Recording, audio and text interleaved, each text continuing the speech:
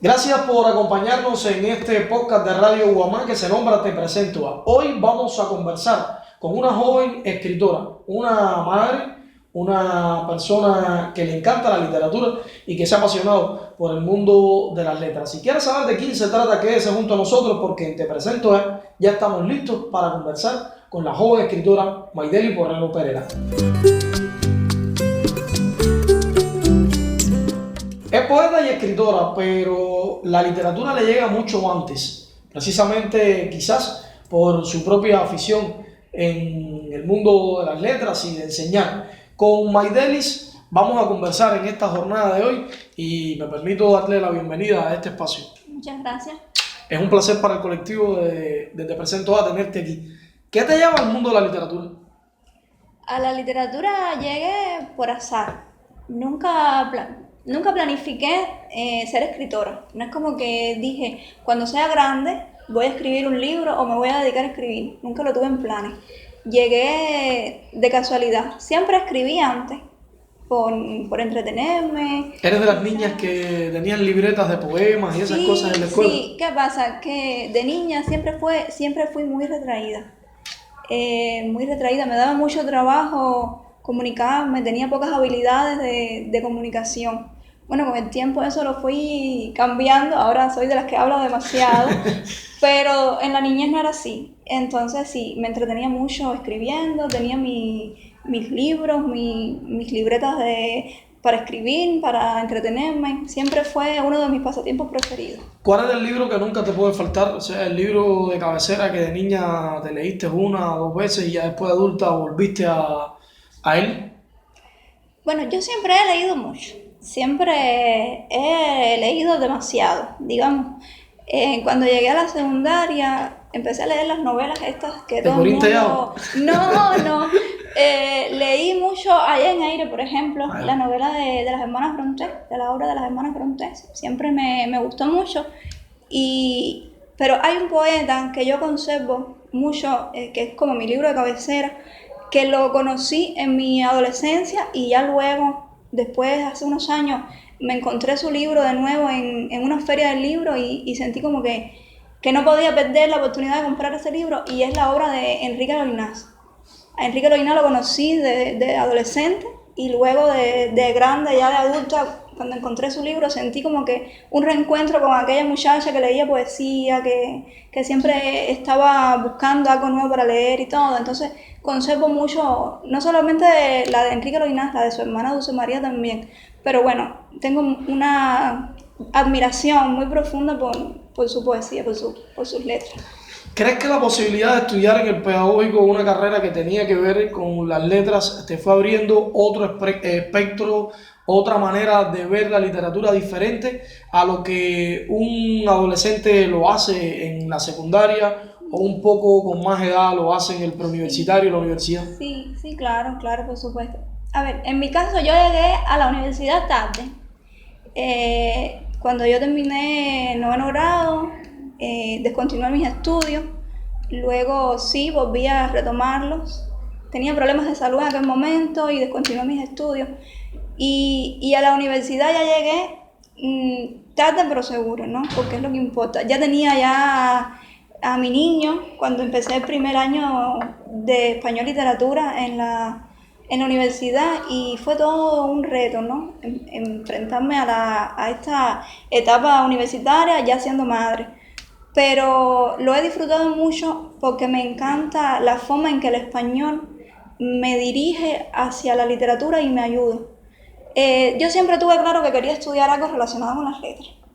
En mi cabeza nunca estuvo, aun cuando yo nunca pensé que iba a ser escritora, ni nunca pensé de que en estos momentos ya yo iba a tener quizás un poemario publicado, ni nada de eso. No era la idea de ser escritora, pero sí tenía claro de que tenía que estudiar algo que me acercara a los libros, a las letras, a los poemas. Y español literatura es como que lo más cercano que encontré, y sí, ya estoy casi terminando la carrera, estoy muy contenta realmente la forma en que me ha transcurrido toda esta etapa en la universidad. Ahora, como futura maestra, como futura licenciada del español literatura, hay hoy una dicotomía en cuanto al sistema de enseñanza de lo que es el español puramente, la gramática, la lingüística incluso, y lo que llama más a la literatura propiamente. ¿Consideras de que es necesaria la literatura en el español para entender todo este maravilloso espectro que existe con obras como Don Quijote, como Tartufo de Molière, como el propio Macandal, que son clásicos que se enseñan a partir del sistema educacional cubano? Sí, claro, en absoluto. Sin estudiar las obras literarias es imposible llegar a entender otras ramas de como decías, de la gramática y todo. O sea, creo que sí, que está muy ligada el estudio literario, el estudio de obras literarias importantes, no solamente los clásicos, hay muchas obras literarias que aun cuando no han transcurrido como parte de la historia, sí son obras fundamentales para estudiarlas y sí, creo que sí, que tiene todo que ver. ¿Eres de las convencidas, y me voy a remitir a Calendario, una magnífica serie que puso en contexto a Amílcar Salati para los jóvenes? ¿Eres de las convencidas de que hay que regresar a la literatura cubana, a estos escritores nuestros, a estos poemarios tan contemporáneos, tan cercanos a los adolescentes, que lo haga sentirse orgulloso de ser cubano, que lo haga sentirse orgulloso de nacer en una isla donde la literatura forma parte del cubaneo diario? Así es, totalmente de acuerdo, estoy totalmente de acuerdo. Creo que el cubano no tiene que salir afuera a leer poesía. El cubano tiene mucha buena poesía. Ayer, por ejemplo, yo soy bibliotecaria, estoy trabajando en una secundaria básica dando clases de talleres de lectura a estudiantes de secundaria, estudiantes de séptimo grado. Ayer mismo tenía esa conversación con los estudiantes. Les decía de que aun cuando hay muchos poetas que podemos leer a nivel mundial, hay poetas argentinos espectaculares, poetas españoles, Cuba tiene mucha poesía aún por leer, muchos poetas cubanos magníficos. Hay estudiantes que cuando le preguntas por poesía cubana solo conocen a Nicolás Guillén y a Dulce María Loinás. Ni siquiera a Martín, que es un maestro de las letras, no lo conocen como poeta. Adolfo Fernández Retamar. Y entonces les decía, y no es solamente hablar o leer a estos poetas muertos, hay muchos poetas vivos, contemporáneos, que están ahora mismo caminando entre nosotros, escribiendo poesía y escribiendo poesía buena, poesía espectacular que hay que leer. Sí, estoy totalmente de acuerdo con ese planteamiento que hacías. Hay mucha poesía por la que el estudiante cubano o el cubano de a pie que lee, el lector cubano, por la que puede sentirse totalmente orgulloso de decir, yo soy cubano y nací en una isla de poetas. Cuba es una isla de poetas. Como maestra, como madre y como escritora ahora, ¿qué piensas que está faltándole entonces al sistema educacional, el sistema institucional cubano, que no se va a la literatura? Que los maestros solo se circunscriben a estos clásicos que están por los planes de estudio y no utilizan este tercer perfeccionamiento de la educación para llevar a esta otra literatura. Por ejemplo, para hablar de Nelson Simón, o para escribir a Dulce María Loinás, o Exilia Saldaña con los cuentos de la noche, que tanto tiene que ver con la idiosincrasia del cubano. ¿Qué está pasando en el sistema educacional cubano? Bueno, en mi opinión personal, siento de que a veces llevamos a los estudiantes a actividades relacionadas con la literatura, por ejemplo, al Centro Loinás, porque se va a presentar un escritor y los llevamos allí, o llevamos al escritor al centro educacional para que dé unas charlas, y realmente hay mucho público obligado, mucho público que va porque tiene que ir. No te puedes ir porque ahora mismo va a haber una presentación y el estudiante tiene que estar. Creo que falta fomentar más el amor por la literatura.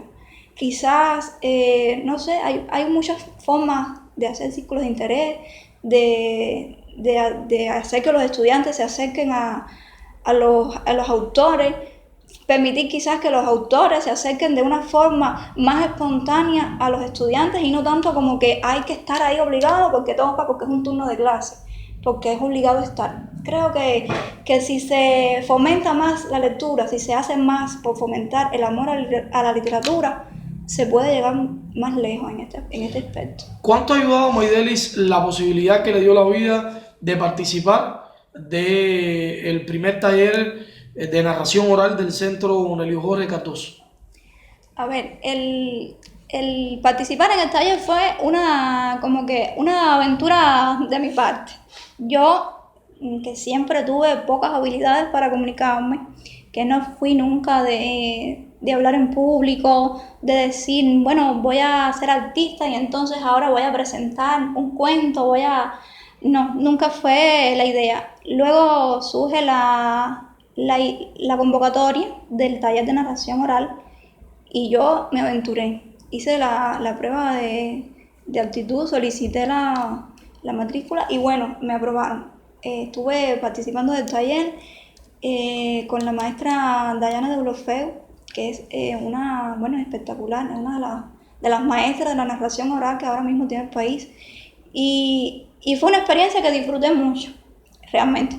No me atrevo a decir que soy narradora oral aún cuando me gradué del taller, porque me da pánico escénico. La idea, creo que es un arte que he ido perfeccionando quizás con mis propios hijos. La idea de narrarles a ellos cuentos. Incluso de la biblioteca, me imagino, Sí, a la hora de compartir con los estudiantes. Sí, también me ha servido mucho para eso. Aún no creo que un día me vaya a parar en un escenario como A la cuenta de tres o como cualquiera de estos proyectos de narración oral, pero sí, fue una experiencia que disfruté mucho y que me ha aportado mucho como escritora a la hora de, por ejemplo, de pensar en un personaje, de moldearlo, de decir, bueno, lo voy a dibujar de esta manera porque ya me es más fácil desde la narración oral, cómo me gustaría que hablara, que se comportara este personaje. Y sí, realmente me dio muchas herramientas.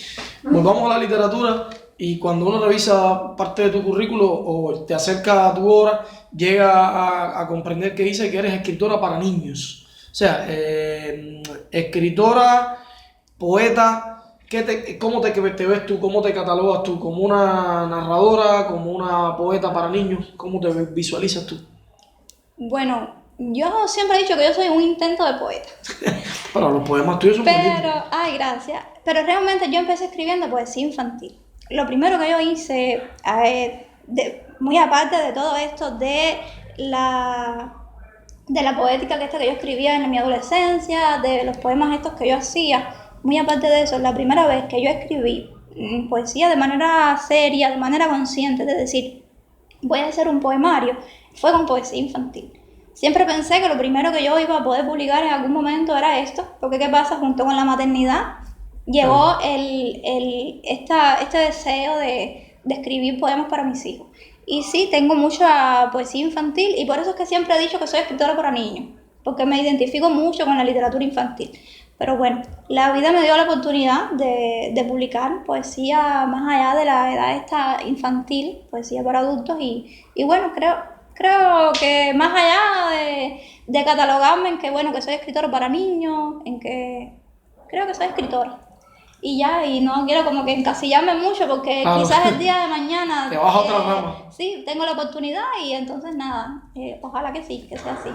Con Maideli Borrero Pereira estamos conversando hoy y si usted quiere saber parte de su vida, quiere conocer más de su obra, pues quédese en este podcast de Radio Guamá, Te Presento a.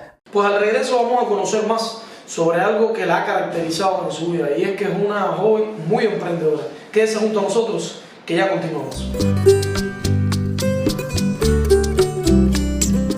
Maideli Borrego Pereira es nuestra invitada de hoy, una joven escritora, estudiante de español literatura, bibliotecaria y que no le gusta que la circunscriban solamente en escritora de poesía para niños. Pero hay algo que el público que está viendo este podcast quisiera saber. ¿Por qué te gustan tanto los girasoles? Yo creo que no es tanto porque sean girasoles, sino porque son amarillos. Tengo una afinidad con las flores amarillas en general. ¿Sí? Pero bueno, como los girasoles son las flores amarillas más grandes, las más, no sé, las más radiantes. Por eso quizás las disfruto tanto. Tengo una relación muy especial con el color amarillo. Realmente el color amarillo no es mi color preferido. ¿No? La gente me dice, ay mira, ella que su color preferido es el amarillo. Yo siempre desde que tuve uso sí de razón, de cuando uno dice, ay, mira, las cosas me gustan de este color o de este otro, siempre me gustaron mucho las cosas verdes. Mi color preferido es el verde. Pero luego cuando fui creciendo, que fui adentrándome en este mundo de la poesía, de la literatura, de los libros, siempre me parecía, no sé, cosas que hace el cerebro, asociaciones con las que uno identifica una cosa u otra, siempre me parecía que la poesía era del color amarillo. Y entonces por ahí empezó la afinidad esta, quizás porque es el color de lo lúcido, de lo claro, de lo brillante. Y como para mí la poesía en un momento determinado sirvió para darme claridad, para darme lucidez, porque estaba pasando por una situación difícil y fue quizás la poesía la que me ayudó como que a aligerar la carga, a salir adelante entre tanto pesar que estaba teniendo en ese momento. Escribir me salvó mucho. Es como que un cliché esto de que la poesía salva, de que la poesía exorciza, pero no, realmente sí siento que la poesía me ayudó a vencer una carga difícil que estaba llevando en un momento determinado de mi vida. Y entonces no, de ahí viene esta afinidad por el amarillo, por lo claro, por lo lúcido, por esto que hace que las cosas oscuras queden atrás y que entonces uno pase a verlo todo con más claridad. ¿Qué queda de esa niña que llegó del Mariel a la Coloma y que ve en el mar como algo así más cercano al infinito? Porque eres del Mariel, pero desde que tienes 8 meses de nacida resides en la Coloma. O sea, que vienes de 2 lugares muy cercanos al mar. Así es. ¿Cómo es tu relación con el mar? El mar y yo tenemos una conexión fuerte. De hecho, me fui de la Coloma hace casi 10 años, podría ser, 8 o 9 años que me fui de la Coloma porque ya vine a vivir aquí a la ciudad. Y lo que más extraño de la Coloma es el mar. Recuerdo que, por ejemplo, mi hermano tiene una afinidad con el mar muy, muy poderosa. Y me imagino que deben de vivir hasta el mar, pues si son de ahí de la Coloma. Sí. Y entonces hay un recuerdo muy, muy bonito que tengo de mi juventud, de mi adolescencia allá, y es sentarme en la orilla del muelle cuando ya es de noche, cuando ya oscureció, y lanzarle piedras al agua y entonces ver como esta fluorescencia del agua que rebota, que brilla. Incluso uno de mis poemas habla de eso, porque es como que el recuerdo más fuerte, más poderoso que tengo del mar.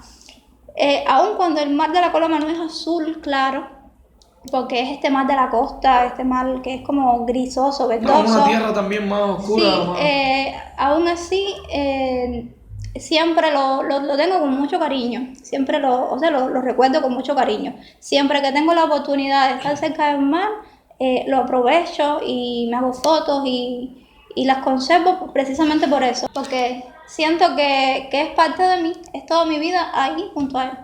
Ahora, tener la posibilidad de ser mamá, me imagino que te haya cambiado el mundo y que haya cambiado tu manera de visualizar la vida. ¿Cómo o cuánto significan esos 2 pequeños que hoy han venido a transformar tu vida? En muchos casos a darle mayor turbulencia, sí, pero en otros a aliviarlo, porque cuando uno mira y ve los bebés y ve que van creciendo y ve lo que se va convirtiendo, también forma parte del legado que uno está dejando. En el caso tuyo, ¿cómo disfrutas este proceso de la maternidad? Yo siento que yo no sabía lo que era la fortuna y la dicha hasta que no tuve a mi primer hijo. Quizá, mis hijos trajeron una luz a mi vida que yo no tenía antes. Es como que un sentido, un soporte, ¿no?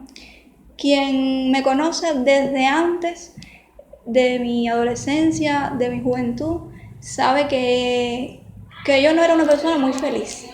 El que me conoce de niña, quizás por este carácter que yo tenía de sentirme siempre retraída, de sentirme siempre aislada, sabe que yo no era muy próxima a este estado de felicidad que normalmente que siente la juventud.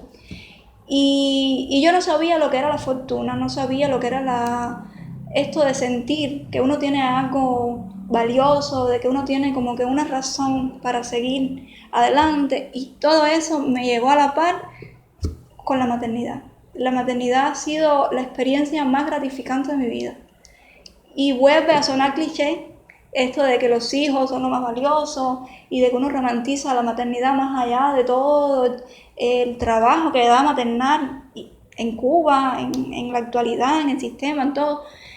Pero más allá de todo, siento que si no fuera la madre de mis hijos, no sería ni la escritora que soy, ni la persona que soy ahora mismo, la que se levanta, la que trabaja para ellos, la que siente de que ellos son lo primero que tengo y lo más valioso que me ha tocado en la vida. Soy muy agradecida realmente. Las mujeres en Cuba y de manera general, aunque existan políticas para defender a las mujeres, yo siento a veces, porque lo vivo en las mujeres que me rodean, que no son completamente felices, porque tienen que pasar mucho trabajo, derrumbar muchas barreras, de personas que ante la sociedad se ven como los más empoderados o los que más empoderan a la mujer, y no es así. ¿Crees que hoy la mujer escritora, la mujer en la sociedad, pasa mucha dificultad para poder ser madre, ser pareja, ser profesional? ¿Crees que esto hoy sigue siendo una barrera de la que hay que derrumbar, un muro el que hay que demoler completamente? Totalmente, totalmente. La mujer cubana que quiera trabajar fuera de su casa, que quiera tener vida más allá de atender la casa y atender los niños, tiene que hacer un esfuerzo sobrenatural. El tiempo no alcanza para decir, bueno, voy a maternar, voy a cuidar mi casa, voy a limpiar mi casa, voy a hacer la comida, voy a lavar la ropa, y además de eso voy a hacer un emprendimiento, o voy a escribir poesía, o voy a hacer un libro, o voy a ir a hacer una entrevista. Es realmente muy complicado. La mujer cubana, o sea, necesita mucho apoyo, no solamente de la familia, sino apoyo de la sociedad. ¿Crees que a veces son incomprendidas desde el mismo punto laboral, o sea, desde el mismo seno laboral? Sí, totalmente, totalmente. No entiende que, por ejemplo, a veces uno, aunque te levantas temprano, siempre hay como que esto de que hay que llegar temprano al círculo, llegar temprano a la escuela, pero también llegar temprano al trabajo de uno. Es complicado. Sí, bueno, la sociedad cubana de hoy es difícil. Es muy difícil porque también es salir a buscar un transporte para llegar al círculo, a la escuela, al trabajo. Sí, es complicado. ¿Cómo te las has arreglado para solventar tu familia sin tener todo el apoyo de los seres más cercanos? Por ejemplo, hoy tu mamá no está cerca de ti. Me imagino que eso te limite un tanto. Sí. ¿Cuánto te ha afectado la inmigración? Ha sido difícil, ha sido difícil. El día que mi mamá me dijo que iba a salir del país, yo primero no lo creí. Es como que primero fue como que una negación. Yo no quería creer que mi mamá se iba a alejar de mí. Luego, según fue llegando la fecha, me di cuenta de que sí, de que era un hecho, de que, digo mi mamá, pero es mi mamá, mi papá, mi hermano, toda mi familia. Aquí solo me queda mi hermana. Y fue difícil. El primer tiempo, sobre todo, yo estaba adaptada a la idea de que mi mamá estaba cerca de mí, de que mi mamá venía, ayudaba con los niños, de que siempre que yo tenía una necesidad, mi mamá estaba presente porque es mi madre, porque me apoya, porque me cuida, porque cuida a mis niños. Y desde el punto de vista de la emoción esta de extrañarla, de necesitarla, de días de levantarme por la mañana y romper a llorar porque yo necesito un abrazo de mi mamá y no sé cuándo lo voy a tener nuevamente. Y sí, ha sido difícil realmente. ¿Qué tan románticos son los escritores? ¿Es cierto que son románticos? Sí, y sensibles, no Sí. todos. Pero bueno, no puedo hablar por todos los escritores. No, háblame de Voy ti. a hablar de mí. Háblame de ti. ¿Qué tan romántica eres? Sí, soy demasiado sensible y eso me ha traído muchos problemas porque como que creo que todo el mundo es como yo y que todo el mundo ve las cosas en el mismo color que yo las veo. Y cuando no encuentro entonces esa reciprocidad, esa de intentar ser amable con todo el mundo, de intentar ser cariñosa con todos, de estar presente para todo el mundo. Y cuando no encuentro esa reciprocidad, porque no todo el mundo es igual y porque no todo el mundo tiene tiempo para estar pensando en hacerle el camino más ligero a los que le rodean, sí he chocado con esa realidad y me frustro mucho por eso. Y a veces he dicho, no, voy a cambiar, voy a dejar de ser así, voy a dejar de estar pendiente de la gente, voy a dejar de estar buscando la mejoría de los demás, porque realmente, y entonces luego llego y digo, no, pero entonces dejaría de ser yo, y entonces ya no seguiría escribiendo como escribo, y entonces ya no seguiría viendo las cosas con el mismo color que las veo, y entonces ya, nada, sigo siendo yo, porque realmente hasta ahora me ha traído mucho sufrimiento, pero he sido también muy feliz gracias a eso. Y nada. Bueno, casi estamos llegando al final de este podcast de Te Presento A, donde hemos conversado sobre esta joven escritora pinareña, y no podemos dejar de terminar sin escuchar un poema tuyo, sin que nos leas algo tuyo. ¿Tienes algo que podamos leer? Sí, Vamos a ver si nos ayuda. Traje mi libro. En mi bolsa está mi libro. Si nos ayudan a traer el libro. Y mientras tanto, me gustaría que, para ir cerrando, me hablaras de cómo ves la Cuba del futuro. La Cuba del futuro. En el teléfono tengo un poema. Para las escritoras cubanas, las escritoras pinareñas. ¿Cómo ves esa Cuba del futuro?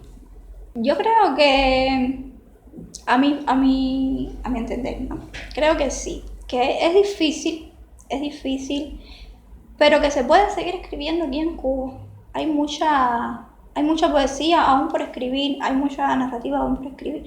Y yo quisiera seguir escribiendo desde aquí, quisiera seguir escribiendo desde el recuerdo que tengo de la orilla del mar, desde este colorido amarillo que siempre trato de esa poesía amarilla. Sí, creo que aún hay mucha poesía por escribir y yo quiero seguir escribiendo aquí en Cuba. Bueno, sigue escribiendo en Cuba y regálanos un poema para que nuestros seguidores puedan deleitarse de esta maravilla. Destacar también que recientemente la editorial territorial Hermanos Loinás publicó un plaquet donde otras escritoras tuvieron a bien dejar plasmados sus sentimientos de la poesía, y Maideli fue una de esas jóvenes que tuvo la posibilidad de ser publicada por esta editora territorial tan prestigiosa, a la cual le estamos enviando un abrazo a Kiki, quien fue invitado nuestro aquí también. Gracias a Kiki, sí, estoy muy feliz. La plaqueta se llama Entre Telas. Es un poemario pequeño, un poemario a mí me gustó pequeño, y las fotos también estaban muy lindas. Estaba muy bien. Todo muy bonito. Entonces, ¿te leo un poema de Entre Telas o te leo un poema que no haya leído que tú quieras leer, el que quieras leer. Vamos a mostrarle aquí a nuestros seguidores la plaqueta por esta cámara aquí, que tengo a William haciendo de la suya. Lo puedes acceder también. Tengo entendido que en la feria del libro va a estar posible para la comercialización. Entonces, ¿me lees algo? Sí, te iba a leer un poema que nunca había leído, pero bueno, ya que hablamos de la coloma, hablamos del mar y hablamos del recuerdo que tenía de la piedrita brillosa flotando, voy a leer entonces ese poema. Ese poema se llama Viaje Final. Y precisamente un excerto con el que comienza el poema es sobre eso que estábamos conversando anteriormente, sobre cómo a la mujer cubana, a la mujer actual le es tan difícil sobreponerse a compartirse en tantas partes. Y hay un poema de Sonia Díaz Corrales, que es una poeta cubana, que dice: la libertad le cuesta a una mujer insuperables pérdidas. Y entonces el viaje final dice: no hay que temer al vacío, al espacio donde la palabra se suspende, a las épocas de sequía, a las sombras segregadas de un cuerpo. Los inicios despiertan, crisálidas dentro de un violín roto. 4 bulbos de lirio no alcanzan para un jardín, sí para perfumar la ventana. Es corto el camino entre las piedras y la sal, florescencia del rebote en la orilla. Hay sueños como rosas dentro de un caracol, nunca mueren. Qué lindo. Con Maydelis Borrego Pereira hemos estado conversando en la jornada de hoy. Y para mí ha sido una suerte, privilegio poder tenerla aquí y presentársela a ustedes. Esta es la posibilidad que da este podcast de que pueda conocer a pinareños y pinareñas que siguen creyendo, que siguen apostando por el bien de los suyos. Regresa el próximo sábado, estaremos nuevamente con otra entrega similar. Hasta entonces, feliz jornada.